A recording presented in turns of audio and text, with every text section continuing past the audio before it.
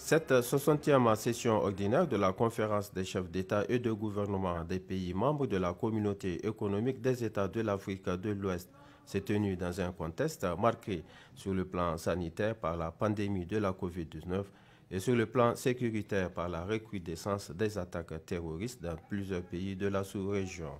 Cette situation, le président de la République fédérale du Nigeria, Muhammadu Buhari, et le président en exercice de la conférence des présidents de la CEDEAO, le président ghanéen Nana Akufo-Addo Dankwa, l'ont tous relevé dans leurs allocutions de bienvenue et d'ouverture de la session.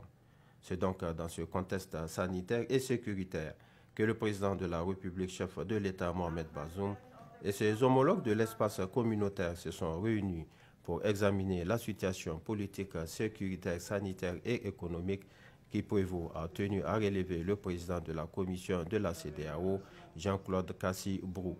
Il a également été question de la situation politique au Mali et en Guinée. Les chefs d'État ont réitéré leurs préoccupations quant au processus de transition dans ce pays et ont décidé du maintien des sanctions imposées. Les organisations internationales étaient également présentes à cette 60e session. Ainsi, le représentant du secrétaire général de l'ONU et celui du président de la Commission de l'Union africaine ont transmis les messages d'encouragement d'Antonio Guterres et de Moussa Faki Mahamat au chef d'État de la CEDEAO.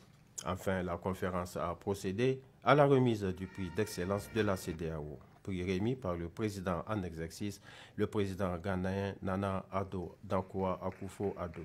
A noter que la 61e session de la conférence ordinaire des chefs d'État et de gouvernement de la CEDEAO se tiendra en juin 2022 à Accra, au Ghana.